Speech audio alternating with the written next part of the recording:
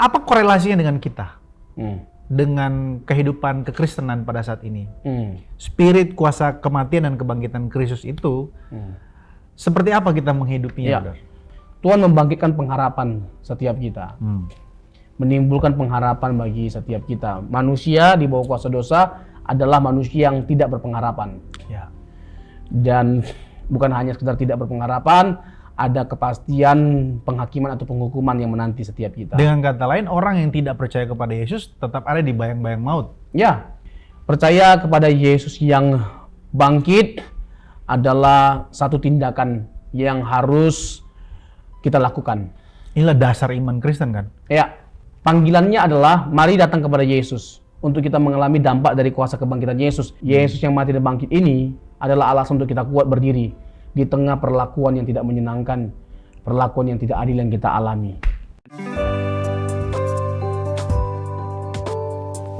3, 2, 1, ngobrolin pesona Injil yuk setiap hari.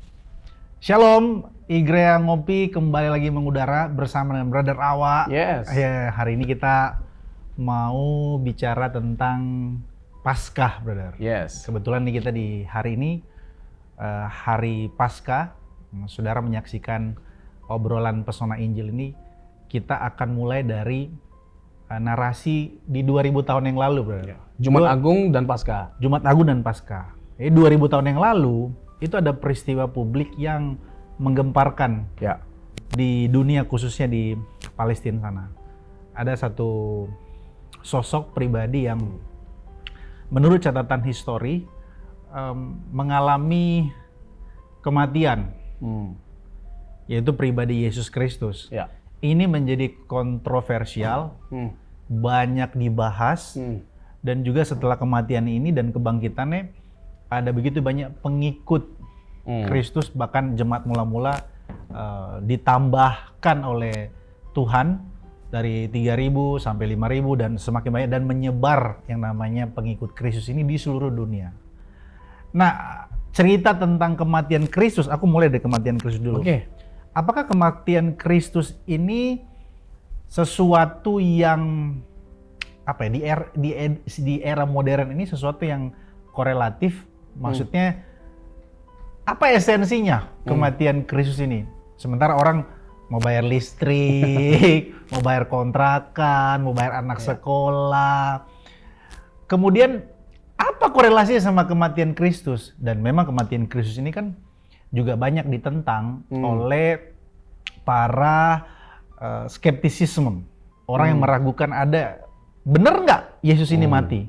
Ini fakta atau sekedar fiksi dikarang-karang oleh murid-muridnya Tuhan Yesus, entah itu Petrus, Matius, Lukas, Yohanes, bahkan ada yang memberikan sebuah argumen bahwa agama Kristen itu ada ya karena Paulus. Atau ya ada teori penolakan seperti Yesus pingsan tidak mati. Itu nanti berarti bisa kulik tuh nanti. Ada teori pingsan, ada teori halusinasi, ada teori bahwa Yesus itu nggak mati, Yesus itu digantikan oleh orang lain. Nanti aku ke situ. Tapi aku mau mulai dengan ini ke Brother. Kematian Kristus ini apa namanya itu? What for buat kita? Oke. Gitu. Ya. Yesus ini mati ya dikatakan menebus dosa manusia. Ya. Kematian Kristus. Nggak perlu gitu-gitu amat kali menebus dosa manusia, cukup kita baik kali. Kenapa harus pakai cara-cara mati? Ya. Dan mungkin Brother bisa jelasin sebenarnya Yesus ini siapa gitu. Oh ya.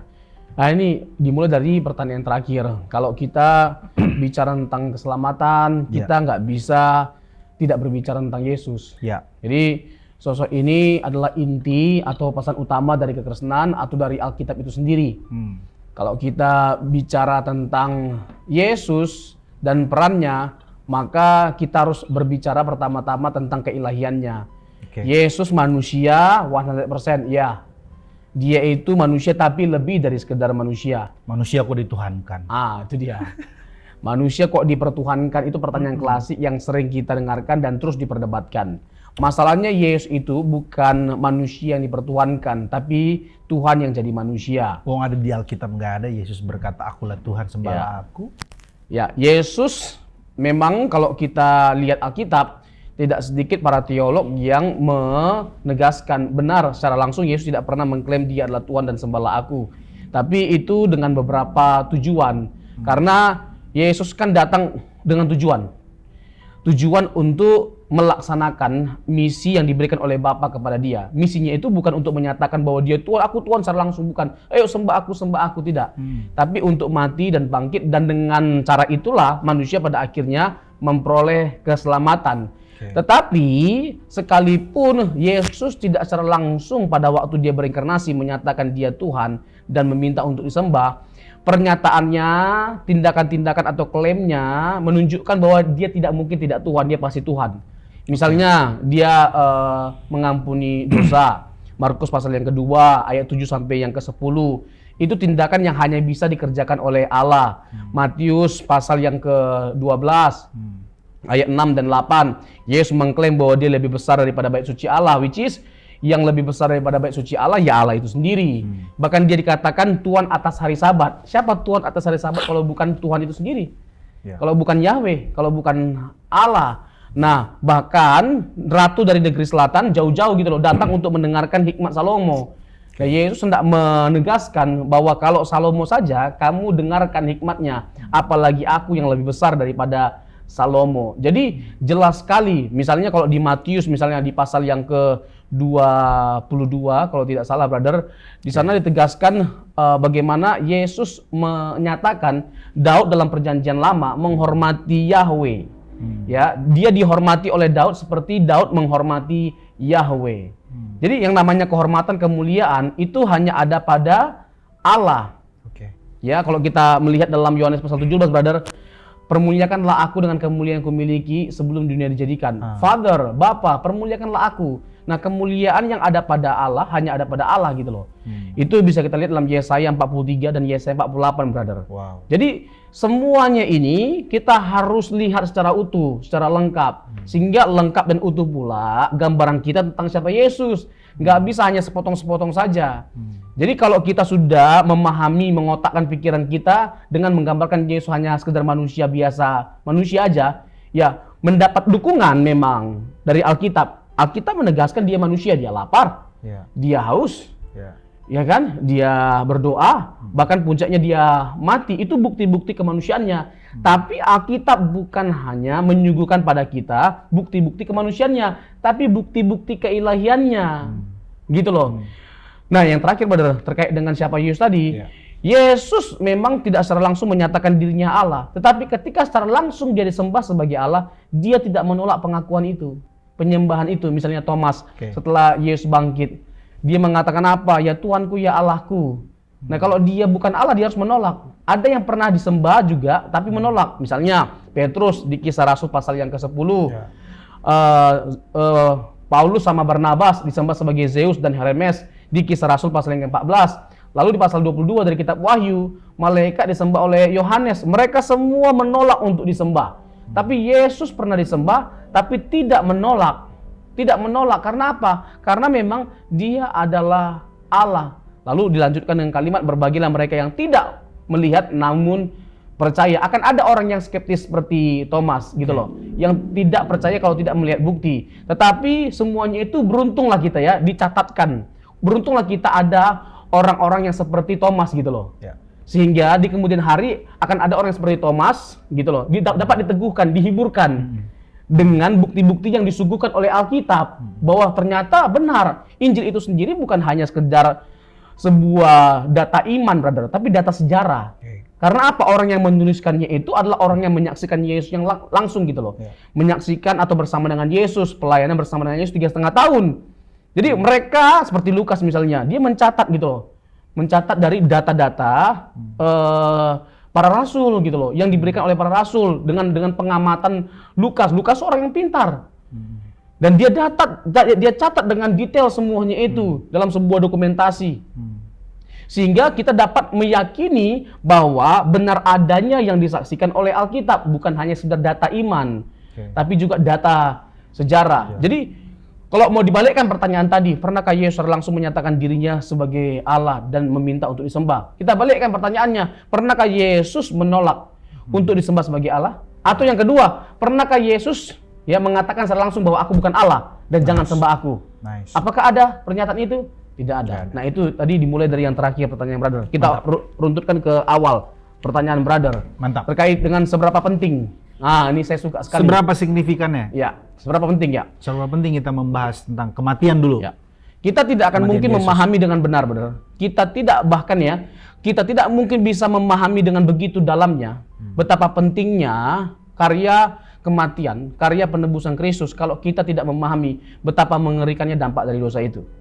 Wow. Kejatuhan manusia dalam dosa, membuat manusia bukan hanya sekedar pasti binasa.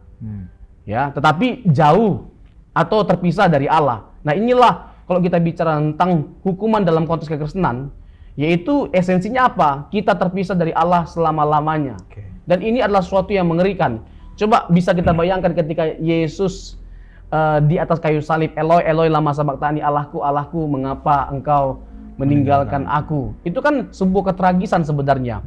Sebuah perasaan yang timbul dalam diri Yesus bahwa seakan-akan dia ditinggalkan oleh Allah dan Allah memalingkan wajahnya dan memberikan sepenuhnya beban itu pada Yesus dan harus diselesaikan oleh Yesus sepenuhnya tanpa ada intervensi dari Bapa. Eloi, Eloi lama sabachthani itu adalah seruan dari Mazmur pasal 22 sebenarnya, brother. Seruan bangsa Israel di tengah penderitaannya. Tapi itu bukan hanya sekedar seruan keputusasaan, itu kan di awal konteksnya. Tapi kalau kita lihat secara utuh, itu sebenarnya seruan kemenangan, di mana kita bisa melihat ketaatan total Yesus. Jadi salib itu bicara tentang perendahan yang utama dari diri Tuhan Yesus. Jadi, perendahan. Jadi ada perendahan, ada peninggian. Jadi salib itu bicara tentang perendahan Yesus dan juga peninggiannya. Perendahannya ada two sides gitu loh. Jadi perendahannya dalam pengertian waktu dia lahir ke dunia, waktu dia lahir dalam keluarga yang miskin dan menghidupi kehidupan manusia pada umumnya. Jadi ini bicara tentang perendahan. Puncaknya adalah yaitu salib gitu loh. Jadi itu puncak dari perendahan Yesus ketika dia disalibkan. Tapi juga salib bicara tentang peninggian Yesus karena apa? Dia didapati taat secara total.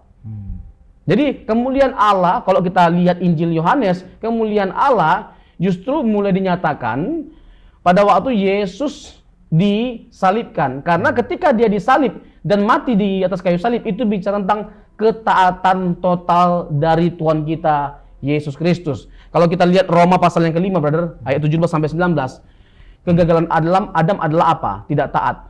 Nah, ketidaktaatan Adam dan Hawa dibayar lunas oleh Tuhan Yesus dengan ketaatan yang sempurna.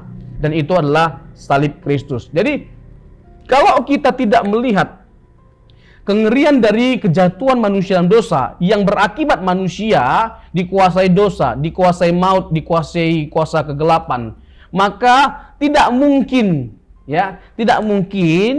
kita tidak merasa bahwa kita membutuhkan penebusannya. Tahan lu sampai situ, brother. Aku pengen tahu, mengapa harus dengan cara mati? Boleh.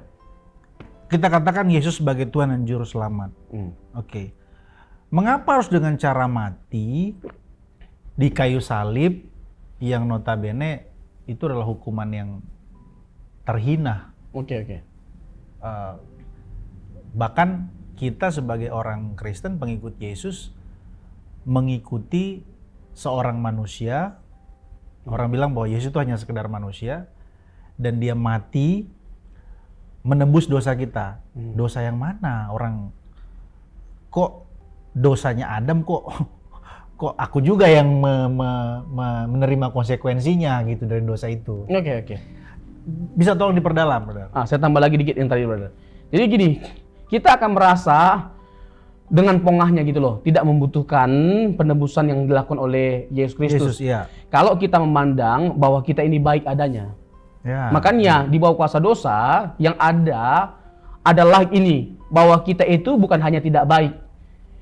bahwa kita bukan hanya sekedar tidak baik, tetapi kita semua adalah pemberontak, kita pengkhianat. Ini masalahnya, orang-orang yang beragama akan tersinggung nih dengan ini. Orang aku nggak bikin dosa, aku nggak mencuri, aku nggak aku jujur, aku nggak membunuh, aku nggak menghormati orang tua, aku buat sedekah, kebaikan-kebaikan, terus dibilang menebus dosaku. Dosaku yang mana? Tapi kalimat itu dengan mudah bisa kita bantah. Dengan mengatakan bahwa semua agama pada umumnya pasti mengakui bahwa tidak ada orang yang tidak berdosa. Tidak ada orang yang tidak bersalah. Semua manusia itu pernah melakukan yang namanya kesalahan. Kok dibilang aku pemberontak? Tak ada gading yang tak retak. Nah, itu kan sebenarnya istilah-istilah yang menunjukkan manusia yang tidak melakukan, yang tidak tunduk, yang tidak tak terhadap Allah dalam bentuk apapun. Gitu loh. Jadi kita adalah kaum pemberontak karena apa? Karena kita melanggar. Jadi entah itu dalam konteks pada waktu itu yang dianggap pemberontak karena melawan pemerintahan Romawi, atau sekarang misalnya kita melakukan kejahatan yang lain, tapi itu digolongkan sebagai sebuah pemberontakan terhadap hukumnya Allah. Gitu loh, perintah Allah. Yang Allah kehendaki adalah kita tunduk sepenuhnya. Pertanyaannya, adakah manusia yang selama dia hidup benar-benar dia tunduk sempurna terhadap Allah? Ya mari kita dengan jujur, gitu loh. Mari kita dengan jujur. Tokoh-tokoh agama saja yang diagungkan, gitu loh, yang dipuja-puji, gitu loh. Mereka mengakui bahwa tokoh-tokoh itu tidak sempurna, ada cacatnya, ada celahnya, gitu loh. Mereka memuliakan tokoh itu, tokoh agamanya dan sebagainya macamnya. Tetapi ada cacatnya. Nah, apalagi kita yang pengikut dari tokoh itu. Nangkap nggak, brother? Ya. Jadi, kalimat tadi itu penting untuk direnungkan bersama-sama. Ini bersifat reflektif. Kenapa? Kita akan merasa dengan pongahnya, tidak membutuhkan karya penebusan itu. Karena kita baik-baik kok. Iya. Tapi kalau kita melihat bahwa dosa itu betapa mengerikannya, nggak mungkin kita merasa diri kita baik. Nggak mungkin kita tidak membutuhkan pengorbanan Kristus, karena pengorbanan Kristus itulah satu-satunya jalan bagi kita untuk pada akhirnya diselamatkan, didamaikan dengan Allah. Dibutuhkan sosok gitu loh, dibutuhkan sosok atau satu pribadi yang bisa menyelesaikan masalah utama dari manusia yang telah jatuh. Apa itu kuasa dosa tadi? Kuasa maut. Kuasa kegelapan. Pertanyaannya, apakah manusia berdaya untuk menaklukkan ini semua? Apakah kita punya kekuatan untuk menaklukkan ini semua? Ya bisa. Ini bukan hanya sekedar kita mati. Kita mati. Ini bukan masalah yang utama. Mati itu masalah bagi kita. Tapi masalah utamanya adalah setelah mati kita kemana? Kalau kita masuk kepada penghukuman kekal, pertanyaannya, bisa nggak kita menaklukkan hukuman kekal itu? Karena hukuman kekal itu kan pasti lebih besar daripada kita, sehingga nggak mungkin. Nah, dibutuhkan seorang pribadi yang lebih besar daripada kuasa maut itu, yang lebih besar daripada kuasa kegelapan dan kuasa dosa. Dan itu adalah Yesus. Dan bagaimana caranya? Dia mematahkan semuanya itu, menaklukkan semuanya itu. Ibrani 2 ayat 14-15, Kolose 2 ayat 14-15. Bagaimana Yesus menghancurkan bukan hanya kuasa dosa tapi kuasa iblis dengan dia bangkit dari kematian. Dia bangkit dari kematian, dia mengalami kematian. Nah, masuk kepada pertanyaan brother tadi. Sebelum kenapa dia harus mati dengan cara salibkan, kita masuk kepada kenapa harus dia mati. Ya, kenapa harus dia mati? Ya. Kenapa tidak dengan jalur langsung saja dari sorga? Ya. Ini dosa manusia, ku ampuni. Ya, ini menarik sekali, brother. Kenapa harus mati? Dan kalau nggak salah kita pernah bahas sebelumnya, tapi mudah-mudahan kita bisa menjelaskan lebih panjang lebar. Boleh. Dan memberikan warna yang baru. Jadi begini, brother. Kasih angle, brother. Nah, kita kasih paham. Jadi gini, paham. Biar kodon ditan kalau nonton ini juga biar makin paham dia. Iya. Kita udah 10.000 tuh yang nonton tuh. Sebelumnya nanti kita bahas ya. Nanti kita react lah pertanyaan-pertanyaan ya. Next time. Q&A. Nah, jadi kalau kita melihat ya, Kejadian 3 Kejadian pasal 3 ayat 15. Di sana kan sudah ada janji keselamatan yang diproklamirkan oleh Allah bahwa keturunan perempuan itu akan menginjak kepala ular. Ini bicara tentang apa? Janji keselamatan. Hadirnya seorang juru selamat, bahwa akan ada seseorang yang datang untuk menyelamatkan setiap kita, yang akan menghancurkan si iblis, pekerjaan iblis yang hanya sekedar membawa maut atau kematian. Dan sisanya pasal yang keempat sampai pasal yang ke-22 adalah penggenapan, bukan hanya nubuatan tapi penggenapan dari nubuatan itu. Jadi Kejadian 3:15 itu adalah nubuatan yang pertama sekali di mana Allah akan menghadirkan seorang juru selamat. Pasal yang keempat sampai 22 ini bicara tentang penggenapan dari nubuatan itu. Jadi berangsur-angsur diperjelas gitu loh maksud Tuhan itu. Misalnya, ya kan? Progresif ya. Ya, Abraham, pemanggilan Abraham, bagaimana akan diberkati oleh Tuhan Abraham ini. Ya, bahwa dia akan memiliki banyak keturunan. Akan lahir sebuah bangsa dari keturunan Abraham yang nantinya kita ketahui adalah bangsa Israel. Dan lahirlah seorang keturunan yang bernama Ishak. Lalu Abraham suatu kali melakukan satu tindakan profetik di mana dia diminta oleh Allah untuk mengorbankan anak yang tunggal. Kejadian pasal yang ke-22. Dan lalu dia tidak jadi mengorbankan anak yang tunggal. Dia mengorbankan domba. Lalu Abraham mengucapkan kalimat profetik bahwa Allah sendiri yang akan menyediakan. God himself will provide the sacrifice. Itu Gunung Moria, brother. Yehova Jireh. Ya, itu ya, Allah menyediakan. Itu Gunung Moria. Okay. Dan Bukit Golgota itu adalah salah satu lokasi dari Gunung Moria itu. Wow. Dan Allah menepati persis janji itu. Itu tipologi maksudnya? Ya, tipologinya itu gambaran. Gitu loh. Jadi ada kesejajaran. Ini adalah penggenapan, ini adalah gambarannya atau nubuatannya. Bagaimana Allah pada akhirnya menyediakan keselamatan itu. Yohanes 1 ayat 29. Lihatlah anak domba Allah yang menghapus dosa dunia. Jadi kita bisa melihat gitu loh, berangsur-angsur nubuatan dari Kejadian 3:15 itu diperjelas oleh Allah dan sampai pada akhirnya hadirnya Yesus yang dinubuatkan itu. Galatia 4 ayat 4. Setelah genap waktunya. Allah mengutus anaknya yang tunggal. Setelah genap waktunya. Jadi memang ada waktu yang ditetapkan oleh Tuhan untuk anaknya itu hadir. Yaitu Yesus Kristus. Jadi kenapa mati? Karena konsekuensi dosa itu adalah maut. Kenapa tadi pertanyaan berat bagus banget tuh. Kenapa nggak langsung dihilangkan saja? Kan Allah Maha Kuasa. Ya. Masalahnya Allah bukan hanya Maha Kuasa. Allah juga adil. Allah kudus. Allah benar adanya. Allah berintegritas. Allah Maha Kasih, Maha Bijaksana, berintegritas, berkarakter, dan lain sebagainya macamnya. Jadi nggak mungkin dong Allah menafikan karakter dia yang lainnya. Nggak mungkin meniadakan karakter dia yang adalah kudus dan benar hanya karena dia Maha Kuasa. Nggak mungkin dia bertindak semena-mena. Kalau hanya sekedar menekankan kemahakuasaannya, Allah cenderung sebagai semena-mena gitu loh, sembarangan gitu loh, sesuka-sukanya tanpa mempertimbangkan sesuatu. Nggak mungkin, Allah kita nggak mungkin seperti itu. Nggak mungkin sembarangan bertindak atau memutuskan sesuatu. Nah, menariknya begini, brother. Dengan Allah yang pada akhirnya datang untuk menyelamatkan setiap kita, justru keagungan, kemuliaan, integritas, karakter, kekudusan, ya, kebenaran, kemahakuasaan Allah dapat terlihat dengan jelas. Lewat apa? Lewat Allah yang berinkarnasi menjadi manusia, dan dalam konteks kemanusiaannya dia mati dan bangkit. Terlihat dengan jelas seluruh atribut-atribut Allah, sifat-sifat Allah. Di mana letak dari kemahakuasaannya Allah bisa menjadi manusia? Ya, itu bukti kemahakuasaan Allah. Jadi kalau kita bilang bahwa nggak mungkin Allah jadi manusia, loh, kalau kamu percaya Allah itu Maha Kuasa, nggak mungkin dong, ya kan? Kamu menyangkali kebenaran bahwa dia bisa jadi manusia. Kalau kamu menyangkali bahwa Allah tidak bisa jadi manusia, Allah tidak bisa jadi manusia, berarti kamu menyangkali kemahakuasaan Allah. Pertanyaan yang tepat itu bukan bisakah Allah jadi manusia, tapi mengapa Allah menjadi manusia. Nah, kalau kita bicara tentang keadilan, keadilannya di mana? Lewat salib, kasih Allah dinyatakan. Barang siapa yang percaya tidak binasa. Lewat salib, keadilan Allah ditegakkan. Barang siapa yang tidak percaya dihukum. Jadi Allah tidak bertindak semena-mena karena dia Allah lalu dihilangkan begitu saja dampak dari dosa yang adalah maut. Tidak. Upah dosa ialah maut ya. Iya. Bukan jadi, ipar adalah maut.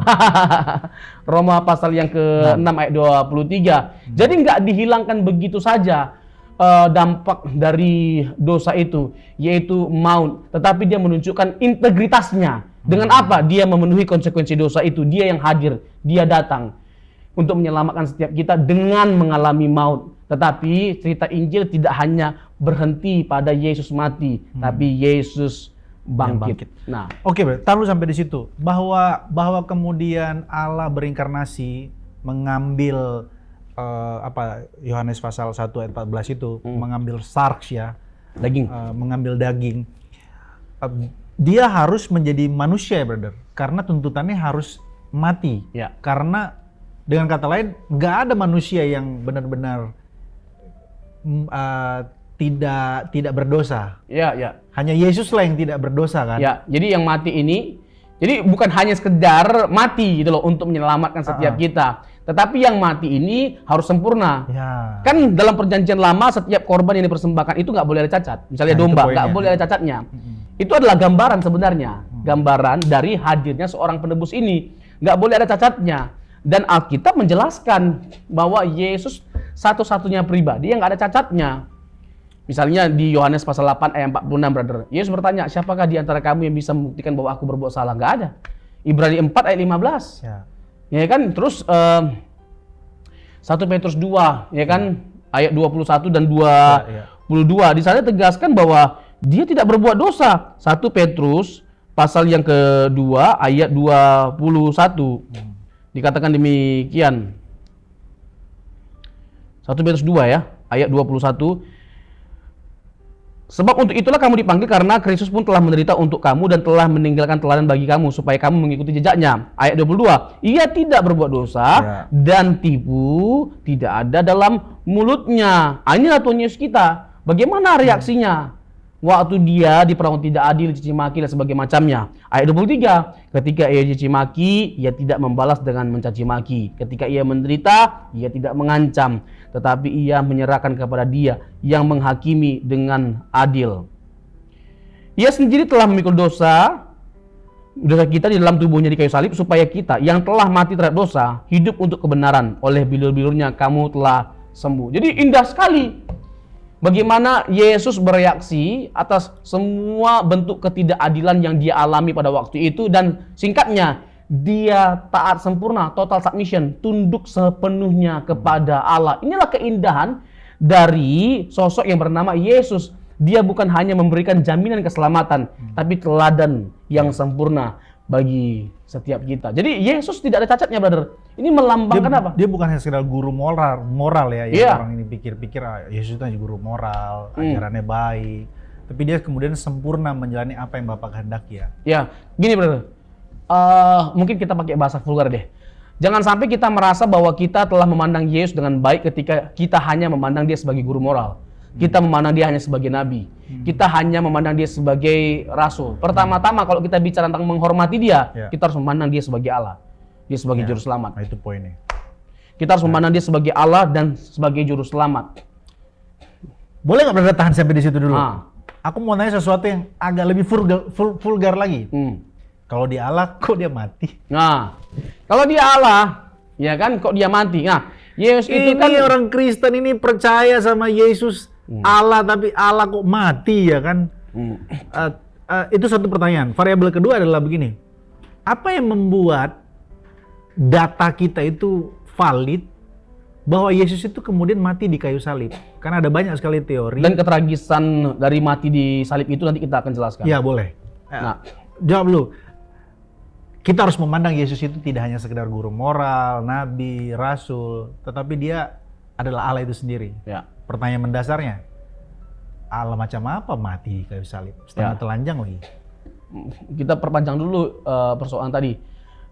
Cukupkah kita memandang Yesus hanya sekedar nabi, hanya sekedar rasul, hanya sekedar orang baik atau guru moral? Mainkan. Nah, ini dia. Kalau kita bicara tentang pengakuan yang utama tentang siapa Yesus itu, maka kesimpulannya adalah Yesus itu harus Allah.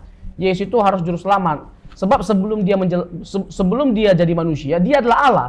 Dan ketika dia jadi manusia, dia tetap Allah. Maksudnya Yesus itu tidak pernah Berhenti jadi Allah. tidak pernah berhenti jadi Allah. Ya, tidak Karena pernah ada berhenti juga orang-orang Kristen, teolog-teolog juga memandang Yesus itu ada di 2000 tahun yang lalu. Pra-eksistensinya nggak ada. Ya itu nanti bisa kita bisa kita jelaskan dengan panjang lebar. Maksudnya momen bahwa Yesus itu ada bukan pada saat di Palestina saja kan 2000 tahun yang lalu. Ya. Dia sudah ada sebelumnya. Itu kan poinnya kan, benar? Ya misalnya beginilah, itu kan gampang banget untuk kita bantah. Pertama Yohanes 8 ayat 56 sampai 58. Karena ada juga orang memandang Yesus ini diangkat jadi Tuhan. Maksudnya jadi Tuhan setelah dia bangkit. Ya. Supaya orang juga jangan sampai salah paham. Kita kan mau mengedukasi jemaat. Ya. Memandang Yesus itu ya Allah. Ya. Dia sudah ada dari sejak kekekalan, bukan di 2000 tahun yang lalu. Ya.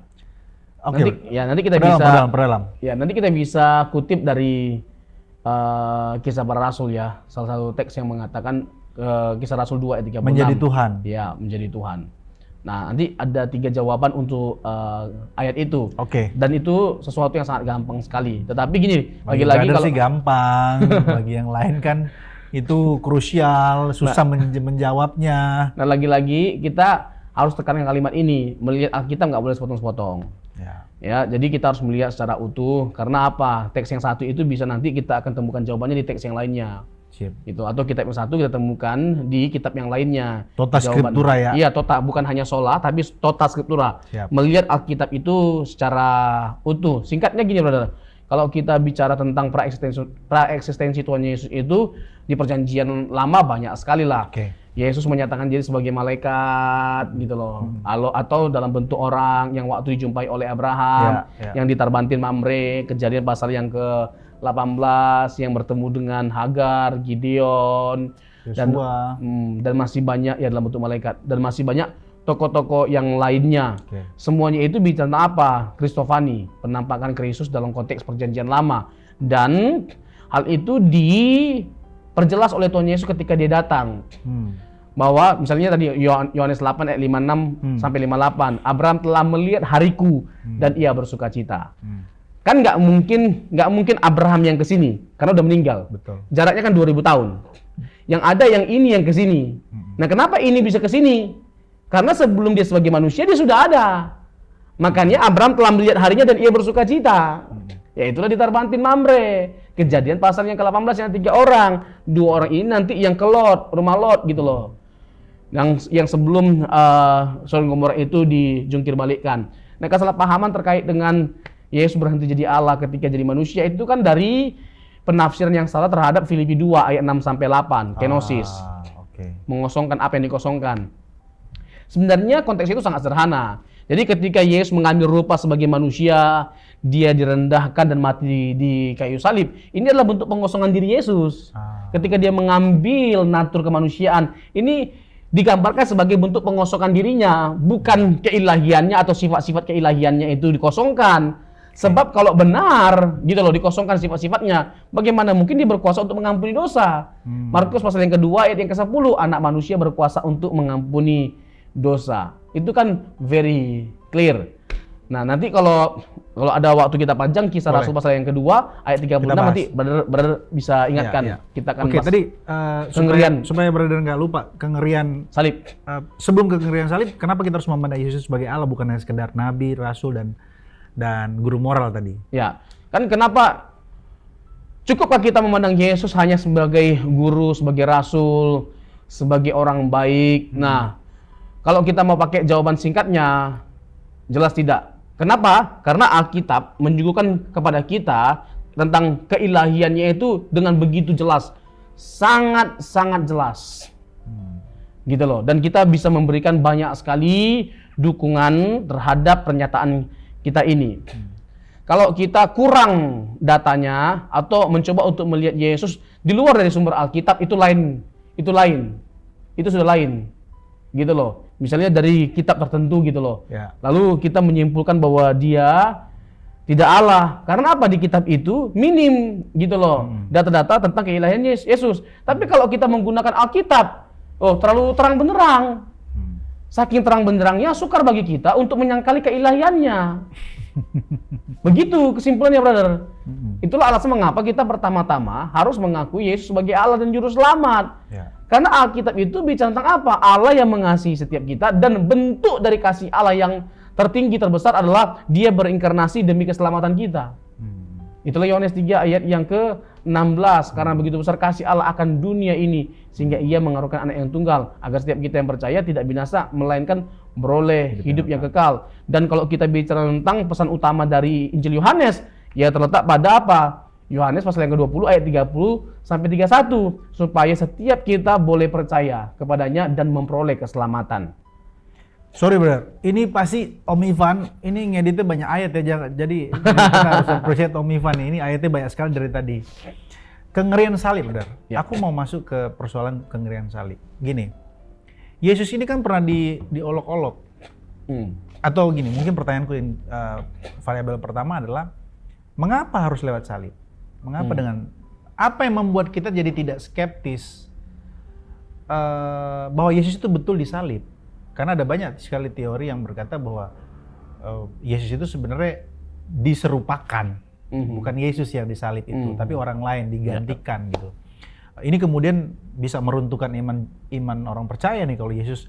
Kalau kata Rasul Paulus ya, kalau kita tidak percaya Yesus itu mati dan bangkit ya, maka sia-sialah iman kita kan.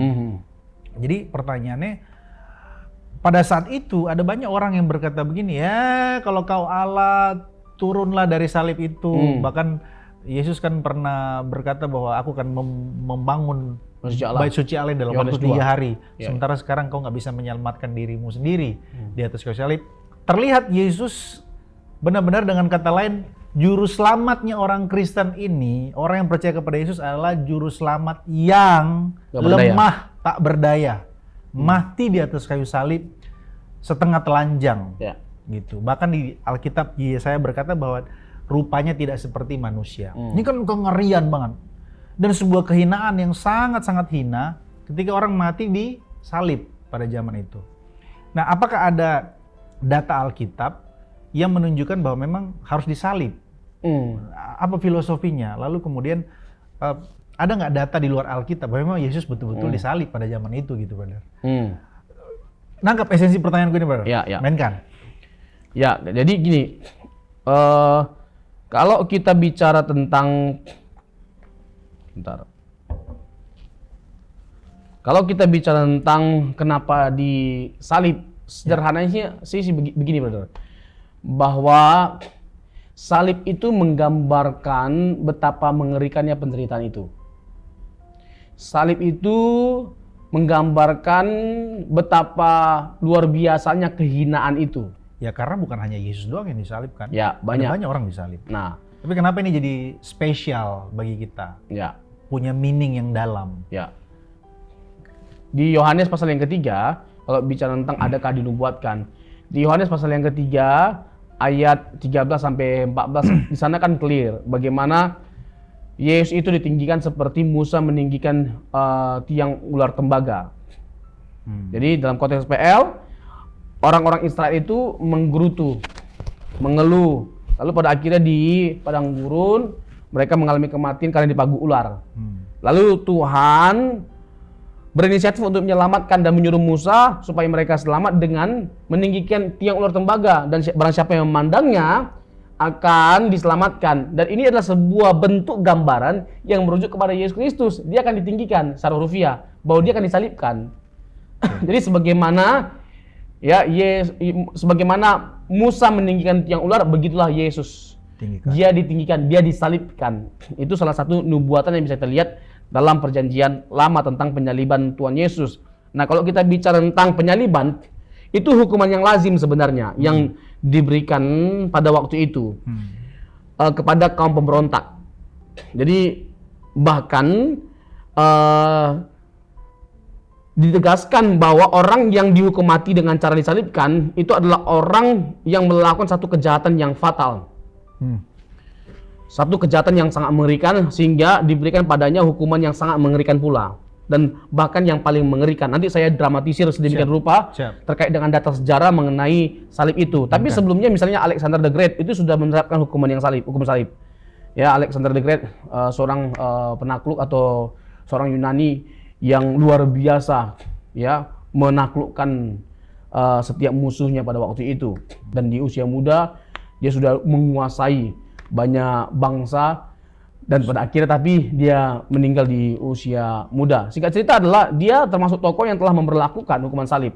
Lalu Romawi melanjutkan hukuman ini. Pada waktu itu biasanya si sang pemenang akan mengambil satu bentuk hukuman musuhnya yang paling mengerikan, yang dianggap paling mengerikan. Dan itu adalah salah satunya salib.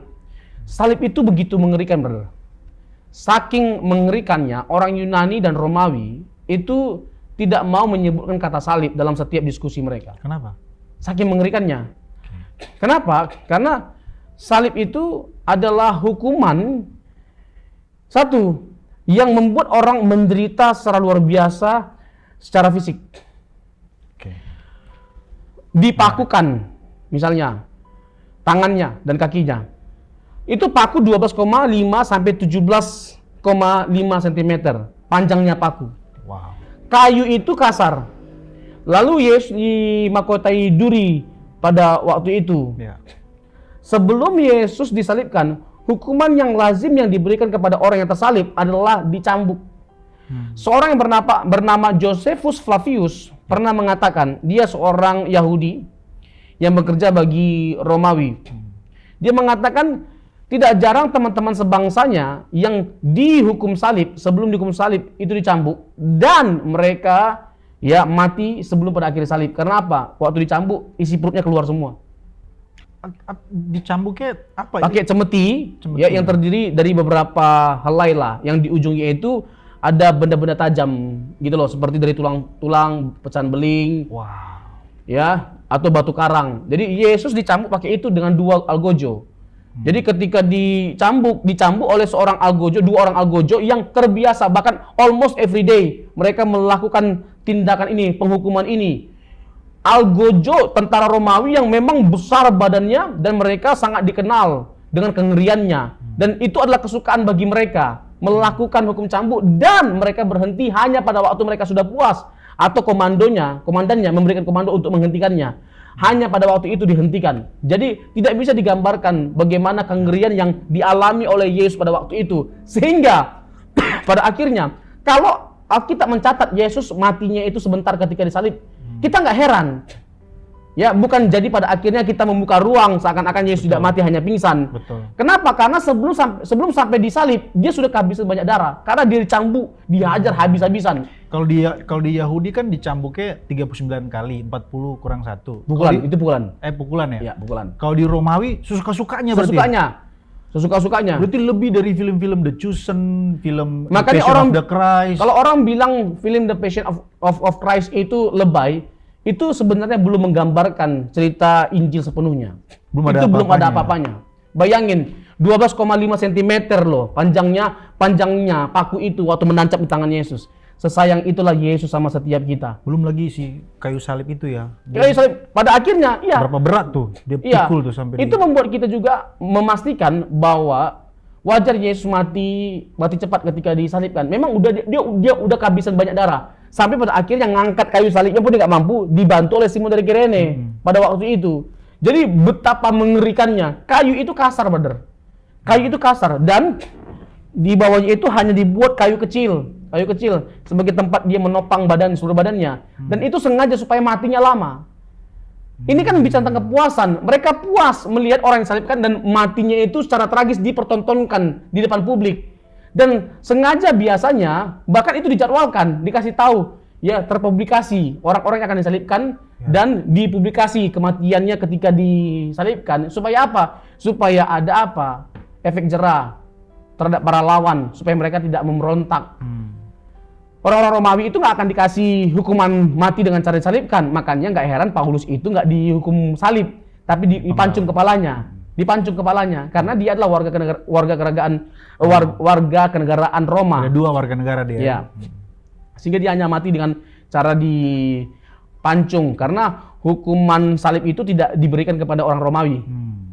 Nah, jadi singkat cerita adalah, saya tambah dikit lagi, kayunya itu kasar, bener. Sehingga ketika Yesus misalnya capek, kan ada kayu yang menopang kan, yang menopang, dia akan ke bawah karena saking capeknya. Tapi ketika dia menaikkan badannya lagi, itu mengoyakkan badannya yang sudah hancur ketika dicambuk. Itu nggak bisa digambarkan kengeriannya. Makanya Yesaya 53 itu menggambarkan dengan begitu tragisnya hamba yang menderita, the suffering servant. Bagaimana Yesus mengalami ketragisan penderitaan yang luar biasa secara fisik pada waktu itu. Dan bukan hanya itu, tapi juga secara psikologis dipertontonkan secara publik. Dia telanjang di depan publik. Dia mengalami kematian yang sangat mengenaskan. Itu makanya orang Romawi bahkan Yunani tidak mau mempercakapkan salib, karena itu sesuatu yang sangat-sangat hina. Makanya apa kata Paulus dalam Galatia pasal yang ketiga ayat 13 kalau saya tidak salah, terkutuklah orang yang disalibkan. Terkutuklah orang yang disalibkan. Jadi orang yang mati dengan cara tersalib itu terkutuk.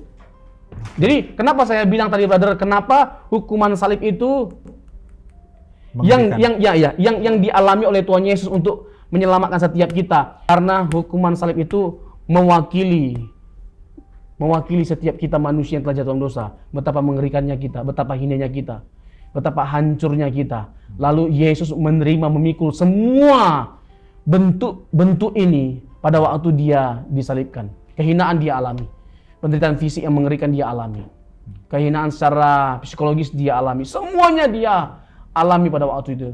Tidak berhenti di situ, brother. Hukuman yang lazim juga diberikan ketika orang salibkan, kakinya dipatahkan, brother. Ya. Untuk apa?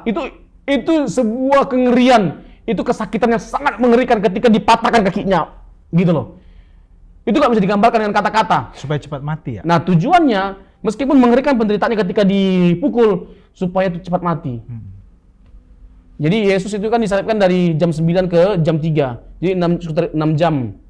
6 jam Yesus di... Aku mau masuk ke agak sedikit diskursus itu, brother, karena ada juga pertentangan-pertentangan di kitab Yohanes sama di kitab Injil itu ada perbedaan jam. Itu gimana menjawab itu? Ada yang bilang dari 12 ke 3, sementara di Yohanes kalau nggak salah jam 9 dia sudah mati atau gimana gitu? Ya, kata 12 itu sekitar jam 12.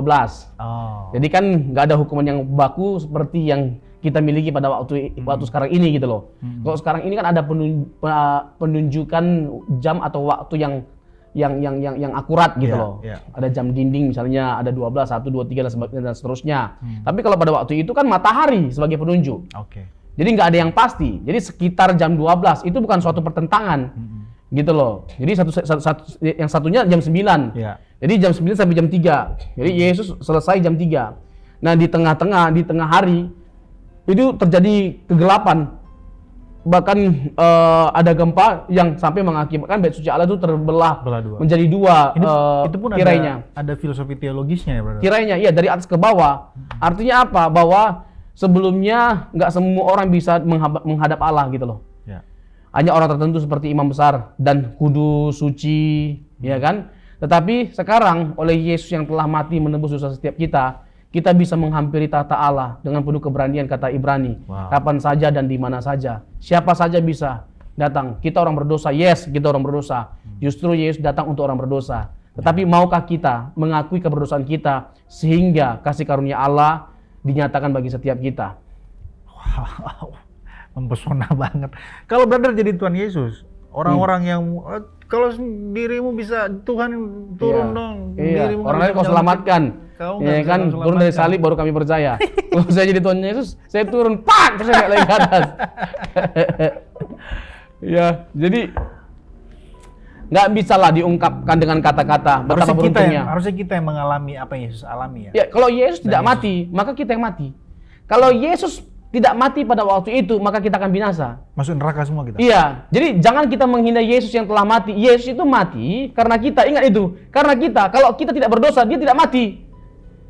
Dan kalau Yesus tidak mati, ya udah kita yang binasa, kita mati. Makanya tadi kita harus melihat konsekuensi dosa itu yang begitu mengerikan itu, begitu besar itu. Supaya pada akhirnya kita menyadari bahwa kita nggak mungkin selamat dengan usaha kita sendiri. Karena upah dosa itu adalah satu kekuatan atau kuasa yang jauh lebih besar daripada kita.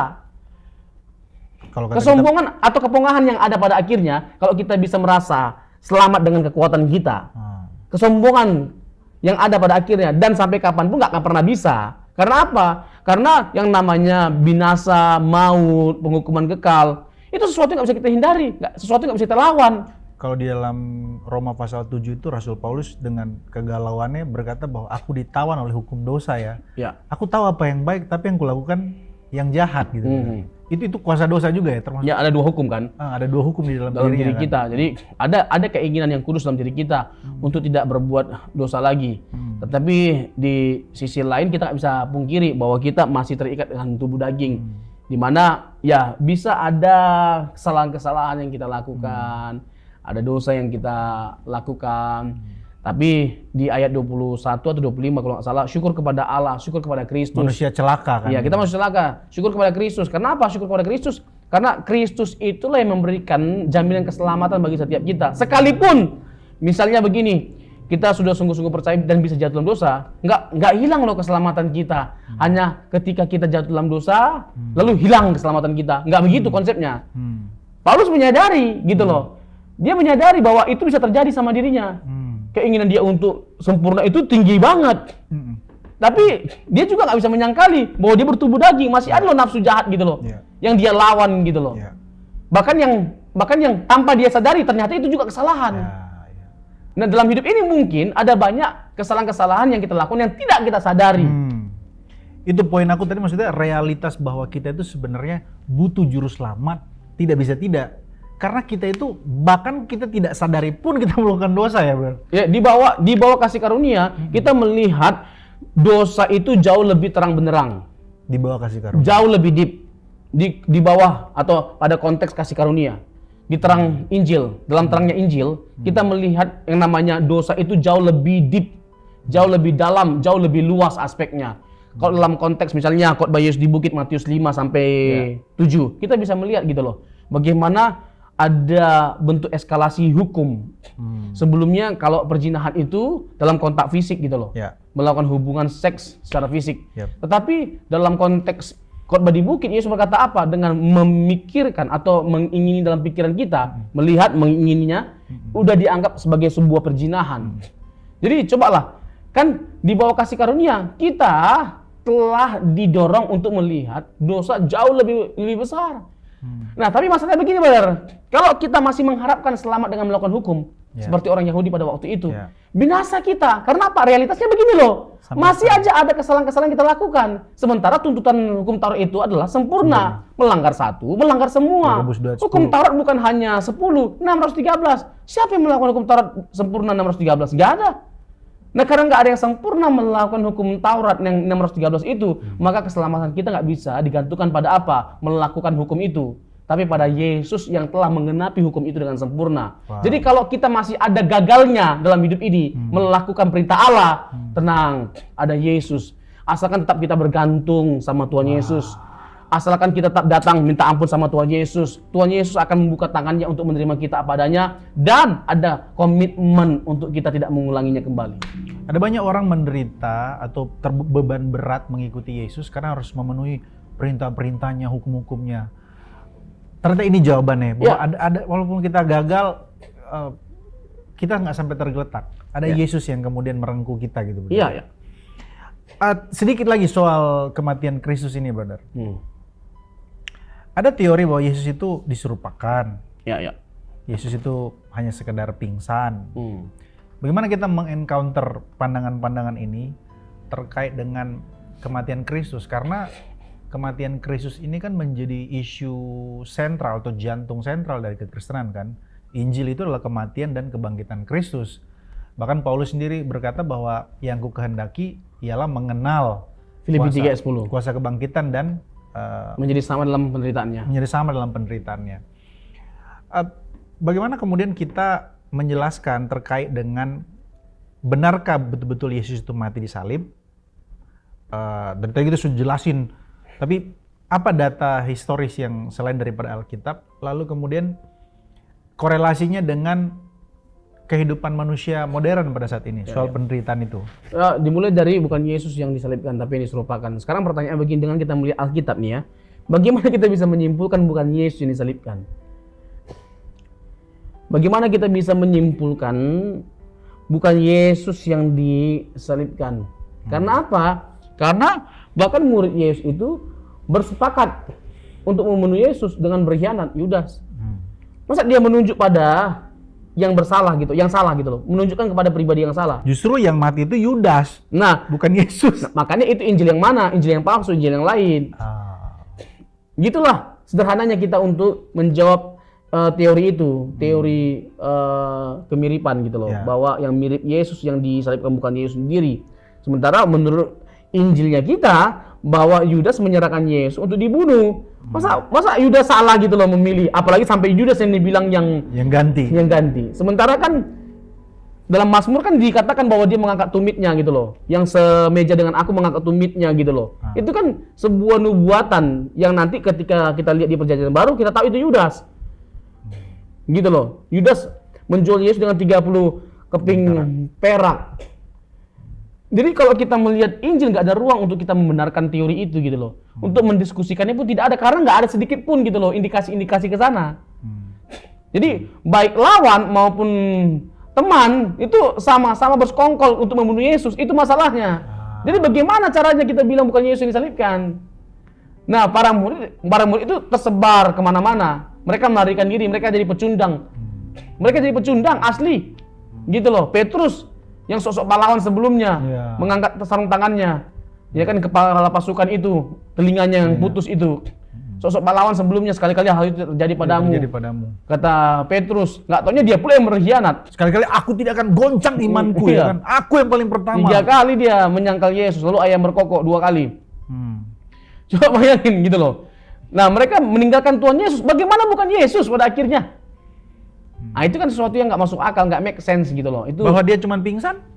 Pingsan begini. Tadi kan udah saya jelaskan juga, brother, di satu sisi bahwa bagaimana proses penyiksaan yang Yesus alami sebelum pada akhirnya disalibkan. Tadi kan lupa kita tambahkan, Yesus tidak dipatahkan kakinya sesuai dengan nubuatan, ya. Bahwa Yesus itu ditikam lambungnya, Zakaria pasal 12. Mereka akan memandang kepada dia yang ditikam. Nanti dikutip dalam Yohanes pasal 19.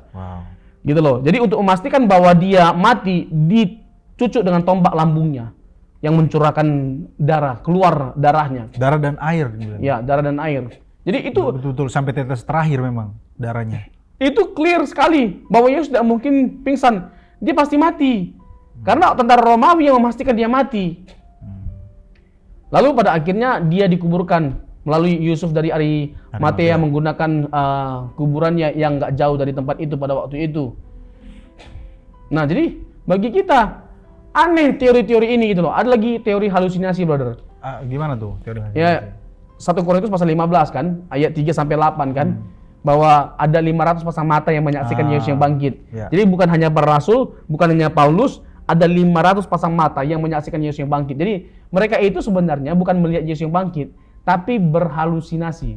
Sekarang begini, teori mana lah yang bisa menjelaskan bahwa ada begitu banyak jumlah dalam waktu bersamaan di tempat yang sama, mereka menghalusinasikan hal yang sama. Ya, itu nggak make sense. Di mana ya? Nggak make sense. Di mana teorinya? Di mana ada case-nya? Jadi nggak make sense, brother, kan? Nggak make sense sama sekali gitu loh. Nah, itulah dia.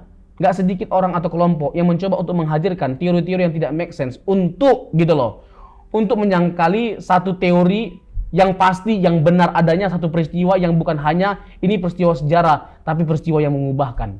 Apa kata Paulus? Dunia memandang bahwa salib itu sesuatu yang hina. Tapi kita memandang salib itu sebagai sebuah keindahan. Tadi kekalahan, kegagalan. Dunia memandang bahwa salib itu adalah tanda kekalahan Yesus, kegagalan Yesus. Kita tidak, malah sebaliknya. Salib adalah bukti kemenangan Yesus atas kuasa dosa, kuasa maut, dan kuasa kegelapan. Itu adalah bukti dari kasih-Nya, bukti dari penundukan dirinya, bukti dari ketaatannya, bukti dari kemenangan atau keselamatan yang dihadirkan bagi seluruh umat manusia. Jadi Yesus menggantikan setiap kita korban substitusi. Harusnya kita yang dihukum, tapi dia memilih untuk dia yang terhukum sehingga kita bisa pada akhirnya diselamatkan. Jadi bukan kekalahan, kegagalan yang sesungguhnya yang terlihat waktu Yesus disalibkan, tapi justru kemenangan dan keselamatan atau keindahan. Tidak ada, brother. Tidak ada dalam hidup ini, tidak ada tempat yang lebih indah selain Golgota. Kenapa begitu? Itu kan tempat kengerian. Jadi tempat indah. pembantaian. Kenapa? Karena ada seorang pribadi yang mau menggantikan setiap kita, yang harusnya kita binasa, lalu pada akhirnya kita mendapat kehidupan kekal dengan dia mati di salib di Golgota. Oke. Wow. Aku masih belum puas. Supaya lengkap, kita harus bicara kebangkitannya juga. Oke.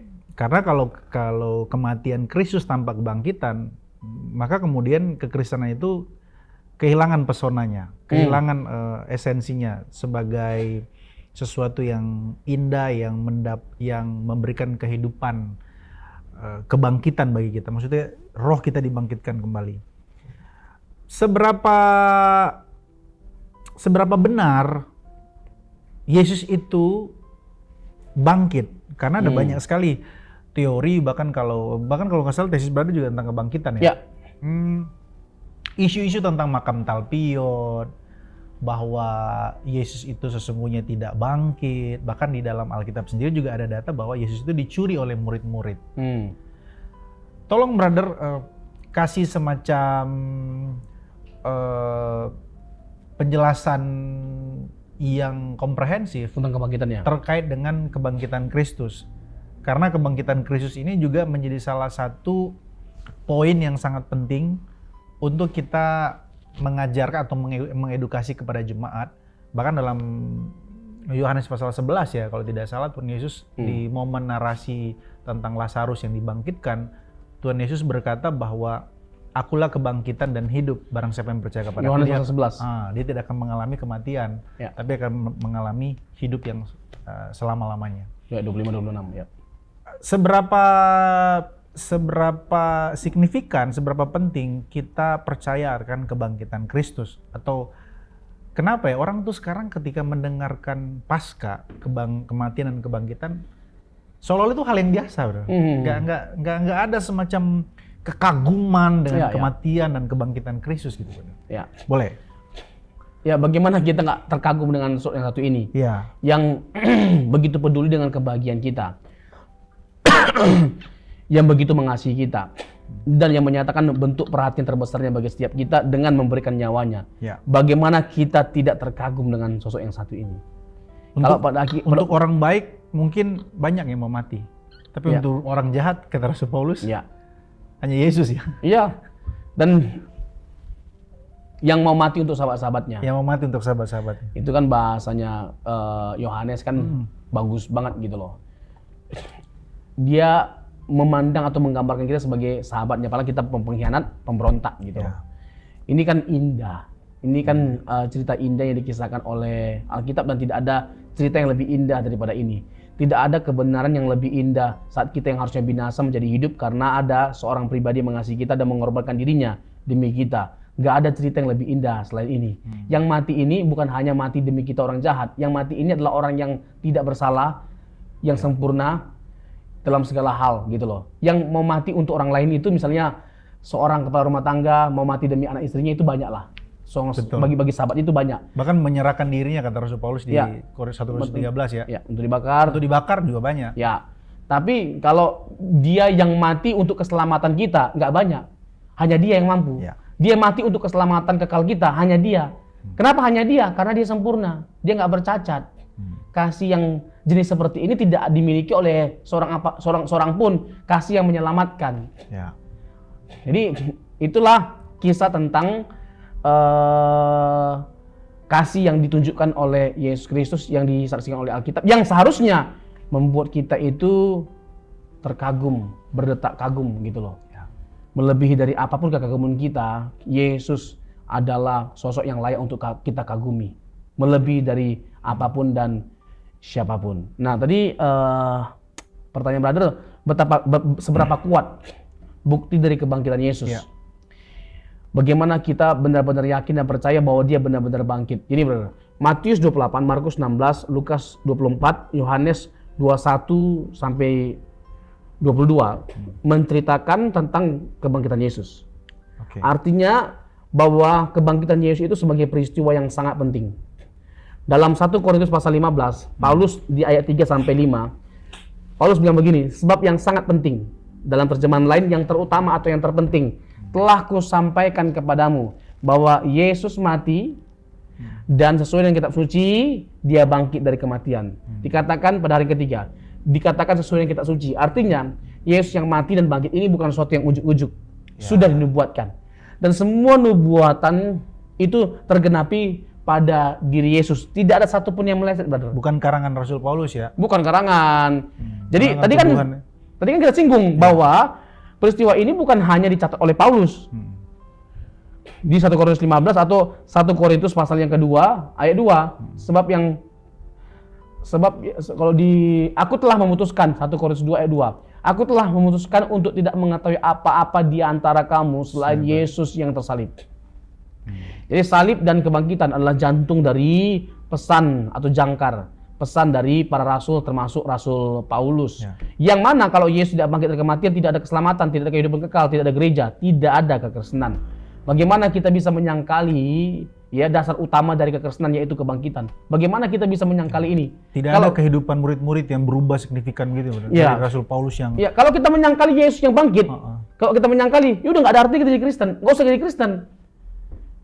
wow, sedalam Dengan itu kita meaningnya. ya mau gitu loh. Kalau kita nggak mau percaya, ya udah ngapain kamu jadi Kristen skeptik gitu loh? Jadi Kristen apa lagi? Kristen liberal, ngapain lagi kamu jadi Kristen? Udah sekalian jangan Kristen. Soalnya begini pandangannya bahwa ngapain sih kita percaya peristiwa 2000 tahun lalu yang lalu, terus apa gitu loh pengaruhnya bagi kehidupan kita di modern ini? Ya. Emang percaya Yesus yang bangkit bisa bayar token listrik, atau bisa bayar belanjaan atau bayar kartu kredit dan lain sebagainya? Ya, ya. Kan orang berpandangan begitu, jadi spirit kebangkitan Kristus itu jadi memudar gitu loh. Ini menarik sekali pertanyaannya. Ini bersifat praktis banget. Iya. Nah, jawabannya very praktis juga.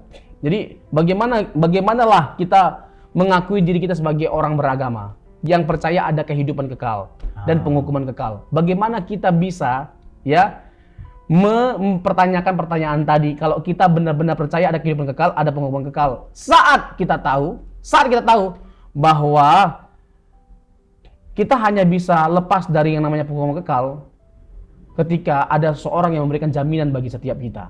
Wah. Bagaimana mungkin kita merasa bahwa kita nggak membutuhkan dia saat hanya dia yang bisa memberikan jaminan untuk kita tidak masuk kepada penghukuman kekal. Dia telah memberikan satu kebutuhan yang utama, yang melebihi dari semua kebutuhan kita yang ada, dari token listrik, tahap masalah apapun itu. Bahkan masalah kehidupan kita yang sementara ini nggak bisa dibandingkan gitu loh dengan masalah penghukuman kekal, kematian abadi. Ini nggak bisa dibandingkan. Ini adalah satu masalah-masalah yang sebenarnya bisa kita hadapi semuanya. Bahkan orang ateis, bahkan ini ya, mereka nggak butuh Tuhan untuk bisa menyelesaikan masalah-masalah yang ada di dunia. Kenapa kita orang yang bertuhan jadi seakan-akan merasa bahwa kita nggak perlu bertuhan lah pada akhirnya. Kenapa? Karena aku masih menderita. Loh, justru sebaliknya, Tuhan manggil kita itu untuk menderita. Menderita karena nama Yesus. Ya, betul. Nah itu kan Alkitab, kan semuanya Alkitab saksikan. Pertanyaannya, kamu baca Alkitab nggak? Kan begitu. Jadi kalau kita dengan percaya Yesus supaya tidak ada masalah, ya salah alamat lah. Ting-ting. Ya palsu. Gitu loh. Nggak pernah Tuhan menjanjikan kehidupan tanpa penderitaan. Tapi di tengah penderitaan kita selalu ada penghiburan. Dan selalu bersama dengan Yesus kita bisa melewati semuanya. Kan begitu. Kalau kita lihat misalnya jemaat Roma atau jemaat mula-mula, bagaimana mereka karena iman mereka mengalami sengsara. Iya betul. Karena iman mereka mengalami penderitaan. Karena percaya dengan kebangkitan Kristus. Iya. Misalnya Roma pasal 8 ayat 17 sampai 18. Iya. Jadi bahwa apa kata Paulus, penderitaan zaman sekarang ini tidak sebanding dengan kemuliaan yang akan datang. Jadi kalau kita compare dengan Yesus, Sang yang mempunyai kemuliaan yang melebihi dari segala-galanya, nggak mungkin dong kita menjadi rendah diri, menjadi hancur, menjadi gak berdaya atau jatuh mentalnya dengan semua masalah yang ada. Nggak mungkin dengan begitu mudahnya kita hancur kalau kita memandang kepada kemuliaan Yesus yang jauh lebih besar dari apa yang kita alami di masa yang sekarang ini. Makanya sampai pada titik Paulus kagum sama jemaat Roma. Karena apa? Karena mereka mampu gitu loh, tetap mengiringi Yesus dengan setia sekalipun mereka kehilangan nyawanya. Makanya you are more than the conqueror. Kamu lebih dari seorang penakluk. Kamu lebih dari seorang pemenang. Indah sekali. Ada loh iman yang seperti itu. Itulah pergumulan kita sebagai pengikut Yesus. Bagaimana kita bisa setia, tekun mengiringi Yesus. Bagaimana kita memiliki iman yang luar biasa. Itulah pergumulan kita jadi seorang Kristen. Bukan bagaimana kita lepas dari masalah-masalah yang sementara di dunia ini. Sebenarnya dengan umur kita dibatasi cuma 80 tahun. Ya itu jadi penghiburan bagi kita sebenarnya. Menderita kita iya, tapi semenderita kita terbatas kok itu. Nanti akan berakhir kok itu. Dengan berakhirnya hidup kita. Tapi tetap kita optimis kok jalan hidup kita, selesaikan dengan penuh hikmat yang daripada Tuhan. Dan ya, seraya kita minta pertolongan Tuhan lah. Tuhan kasih kita kekuatan untuk melewati semuanya. Gitu benar. Jadi konsekuensi teologis dari kebangkitan Kristus itu justru membuat kita semakin mengagumi ya. Harusnya iya, yang ada adalah kita mengagumi. Jadi tadi seperti saya bilang benar, kita membutuhkan Yesus. Karena apa? Karena satu masalah yang tidak bisa ditangani, diselesaikan oleh siapapun, ditangani oleh Yesus. Ketakutan terbesar kita apa? Nggak ada yang lain selain binasa. Ya. Nah, cara untuk menghindari kebinasaan itu adalah dengan datang kepada Yesus. Sebab dialah jalannya. Gitu loh. Seorang John John apa namanya? Saya John Owen, bukan John Owen. Jonathan Edward. Bukan. Namanya John ada satu lagi namanya. Jadi dia bilang begini. Teolog ya? Iya. Jadi dia bilang begini, nggak perlu kita tahu di mana neraka itu. Yang perlu kita perkarakan adalah bagaimana supaya kita nggak sampai ke situ. Bagaimana caranya supaya kita nggak sampai ke situ? Yesus jawabannya. Jadi bagaimana kita mengatakan bahwa untuk apa kita butuh Yesus? Bagaimana kita merasa bahwa kita nggak membutuhkan Yesus itu gimana? Itu nggak make sense gitu loh. Ya. Jadi kaum skeptis, ya orang Kristen yang skeptis gitu loh. Jadi mencoba untuk menyangkali kebangkitan Yesus, ya udah nggak ada lagi artinya jadi Kristen dia. Lebih bagus nggak usah jadi Kristen. Karena apa? Seluruh bangunan kekristenan itu jatuh bangunnya itu pada kebangkitan Yesus, pada peristiwa Yesus yang bangkit. Ya. Waktu Kristus bangkit dia kan sempat 40 hari ya. Kisah Rasul 1 ayat 3. Lalu kemudian jumpa dengan menampakkan diri kepada banyak orang menampakkan diri pada selama banyak 40 hari. Ada satu momen di mana menarik waktu berjalan ke Emmaus ya, dengan 2 orang itu. Iya. Boleh berelaborasi. Ya, tadi terkait dengan makam Talpiot udah terjawab lah ya. Iya. Bahwa ya secara historis betul-betul Yesus itu bangkit. Ya. Dan bahkan banyak saksinya. Bisa tolong dielaborasi dan sekaligus mungkin kita udah kelamaan kita brother. Iya. Nanti kita bisa di lain waktu. Oke. Ada poin-poin yang brother miss atau ada yang mau brother sampaikan terkait dengan kebangkitan? Ya sebenarnya masih banyak sebenarnya kalau kita mau elaborasi lebih lanjut. Siap. Dan memang nggak akan pernah cukup lah bagi kita untuk mengungkapkan indahnya kasih Kristus bagi setiap kita yang dinyatakan lewat salib dan kebangkitannya, kematian dan kebangkitannya. Nggak ada habis-habisnya lah kekaguman kita akan Yesus yang mengasihi setiap kita. Mungkin pertanyaan terakhir aku ke brother. Mengapa ada banyak orang berupaya untuk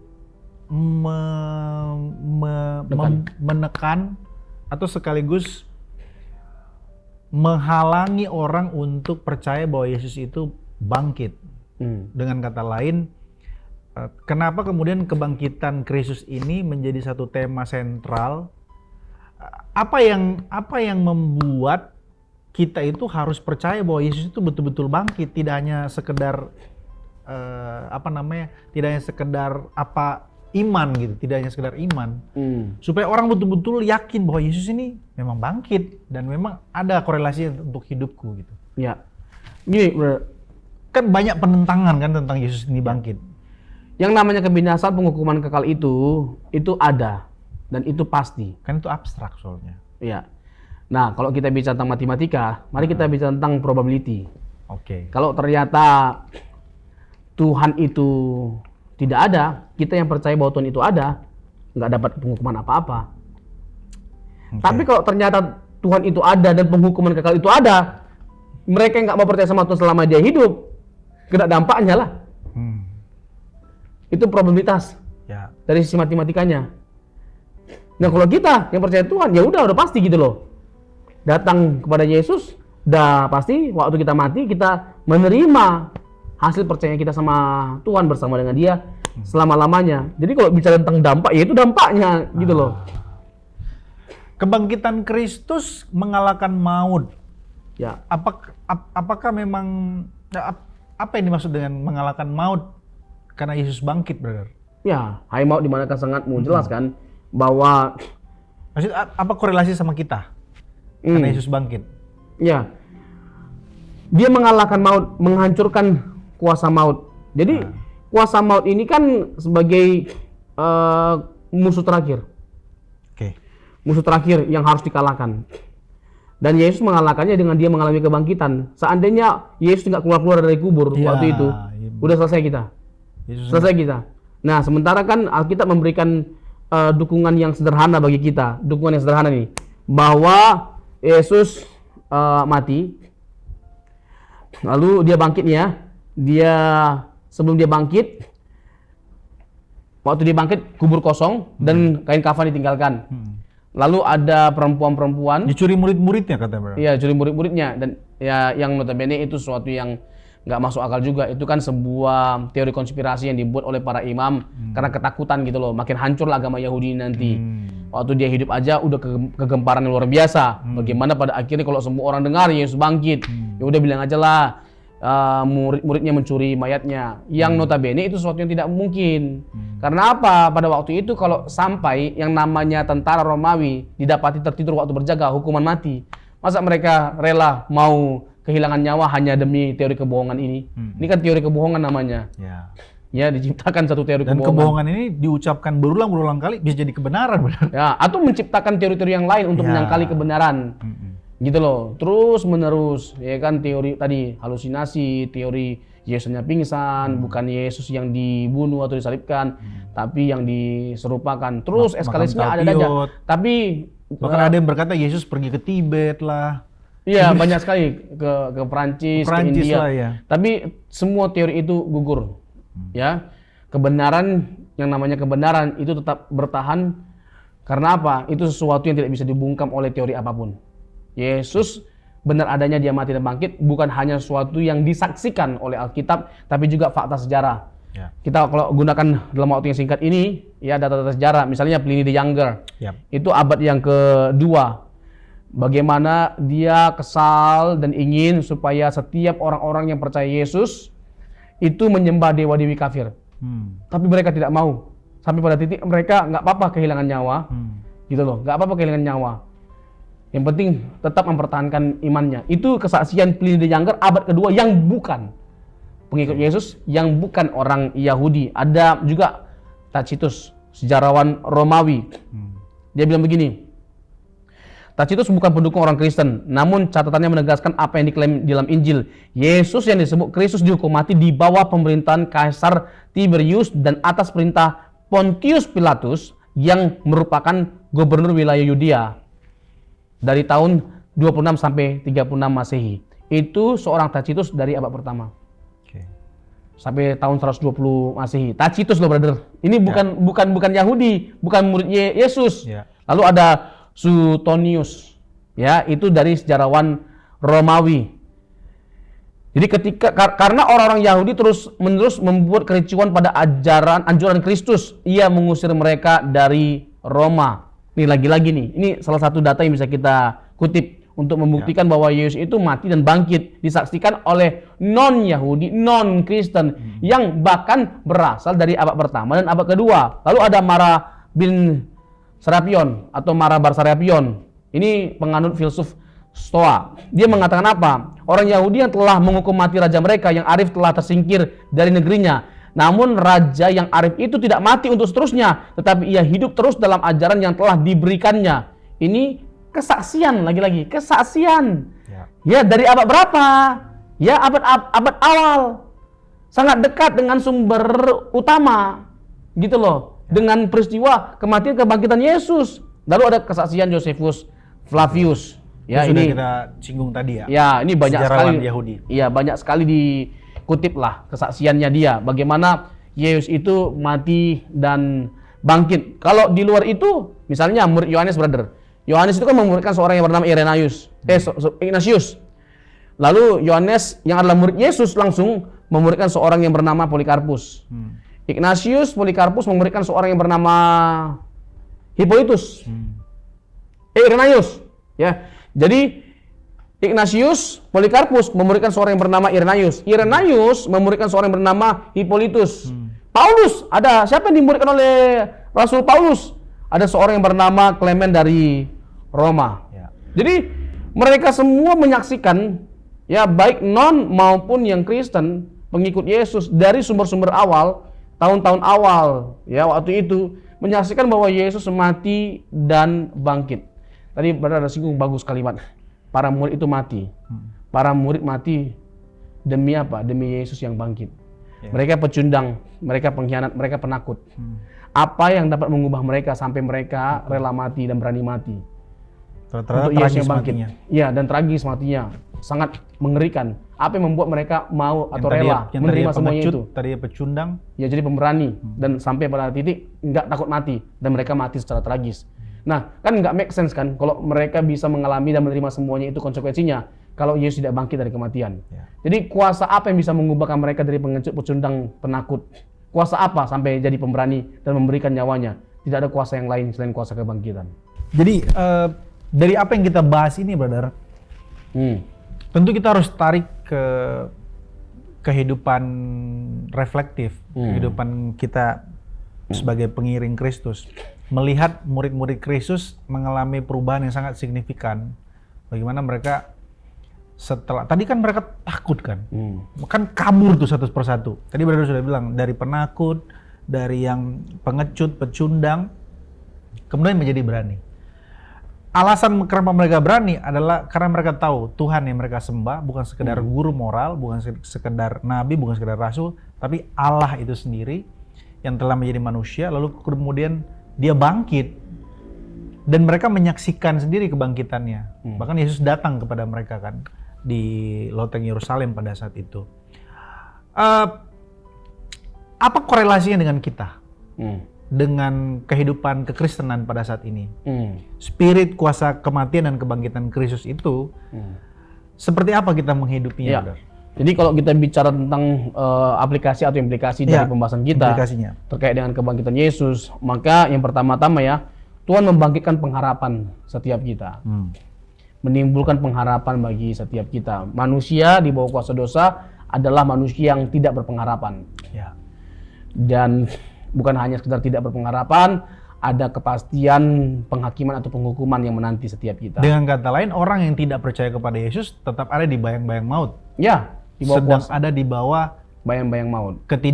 Ketidakpastian, kehilangan pengharapan. Ya. Karena emang Yohanes 3:18 juga bilang begitu kan, Ya. yang tidak percaya kepada Yesus masih tetap ada di bawah bayang maut. Ya, Yohanes 8:24, kalau kamu tidak percaya akulah dia, kamu akan mati dalam dosamu. Jadi, percaya kepada Yesus yang bangkit adalah satu tindakan yang harus kita lakukan.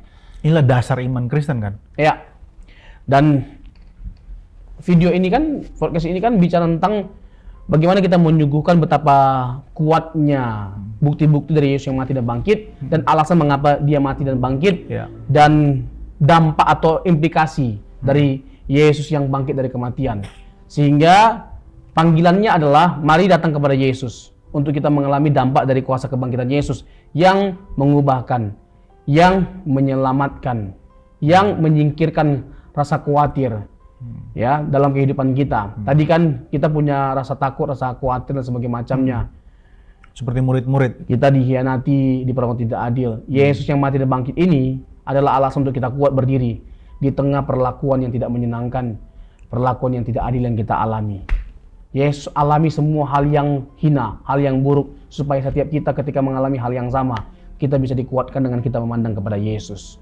Tidak ada hal yang lebih bisa menguatkan setiap kita selain Yesus yang telah mati dan bangkit dari kematian. Ada satu frasa yang Rasul Paulus sampaikan bahwa kalau tidak ada kebangkitan, mari kita makan dan minum supaya kita mati kan. 1 Korintus 15 ya. Iya kan? Jadi signifikan sekali yang bicara kebangkitan ini. Jika Kristus tidak bangkit, sia-sialah kepercayaan kita. Sia-sialah kepercayaan kita. Itu jelas kan, tapi kepercayaan kita gak sia-sia. Karena apa? Yesus benar-benar bangkit. Nah, kita adalah orang yang paling malang katanya. Iya, kita orang paling malang, dan itu benar sekali. Bayangin loh, kita ini ya sudah diselamatkan, sudah ditebus dari dosa, dan Yesus datang ya untuk itu gitu loh. Terus kita nggak mau percaya kepada Dia yang datang untuk keselamatan kita, kan rugi, kan malang kita. Ya. Dan kalau kita masih ragu, apa kata Paulus dalam 1 Korintus 15 itu? Masih ada loh di antara mereka yang hidup, tanya aja noh. Di 1 Korintus 15 itu, tanya aja pada waktu itu. Sekiranya Yesus tidak bangkit dari kematian, sia-sialah kepercayaan kita. Tapi nggak sia-sia kepercayaan kita. Bahkan pada waktu itu bukti dan saksinya masih banyak. Sempat Tuhan Yesus makan ikan bakar kan? Iya, ikan kalau kata saya ikan goreng, ikan bakar. Iya, ikan bakar tuh. Iya, ikan bakar. Iya kan, itu bukti bahwa Yesus itu bangkit gitu loh. Karena hantu itu kan nggak ada tulang, nggak ada daging. Iya. Nah, jadi mereka masih ragu-ragu nih, bener nggak Yesus ini? Yaudahlah sini. Bawa ikan bakar tuh, Yesus makan. Itu membuktikan bahwa Yesus benar-benar bangkit. Jadi kalau mau kita pakai bahasa sehari-harinya, ya udahlah, Ya, jangan keraskan hatimu. Ya. Datanglah kepada Tuhan dan alamilah pembaharuan, perubahan dalam hidupmu dengan percaya sepenuhnya pada Dia yang berkuasa atas segala sesuatu, bukan hanya yang berkuasa atas maut, tapi berkuasa atas segala sesuatu. Yang baginya tidak ada yang mustahil, dan kita hanya aman ketika kita ada dalam Dia yang lebih besar dari segala sesuatu. Udah, brother, itu indah. Ya, kita nggak bisa mengungkapkan keindahan lebih dari ini lagi, karena inilah keindahan yang sesungguhnya. Janji pengharapan dengan kebangkitan Kristus, kita juga mengalami kebangkitan tubuh kan, benar? Ya, Nanti kan? Ya, itu kan Filipi 3 ayat 20 dan 21. Maksudnya dengan kita percaya kepada Yesus, Hmm.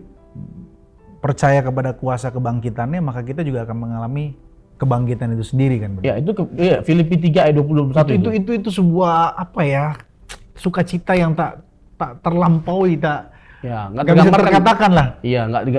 Walaupun nanti kita digambarkan. mati, kita akan bangkit bersama dengan Kristus. Ya, Iya kan? ya. Jadi Yesus yang bangkit itu yang membuat kita nggak perlu lagi takut dengan namanya kematian, maut. Karena ada banyak orang takut dengan kematian. Oh iya, wajar satu sisi. Tapi kalau kita takut akan Tuhan, kita nggak takut mati. Kalau kita takut akan Tuhan, kita nggak takut dengan namanya kematian. Karena kita tahu kemana kita pergi, dan apa yang Yesus perkatakan diperkuat lewat kebangkitannya. Dengan Yesus bangkit dari kematian, semua yang Dia lakukan, semua yang diperkatakan, semua janjinya, kita bisa klaim sebagai sebuah hal yang benar. Karena apa? Dia bangkit. Kalau Dia tidak bangkit, sia-sia semua apa yang dikatakan, yang Dia lakukan. Tapi semuanya itu diteguhkan oleh kebangkitannya. Jelas membuktikan bahkan bahwa Dia adalah Allah. Dia menaklukkan kuasa maut. Thank you, brother.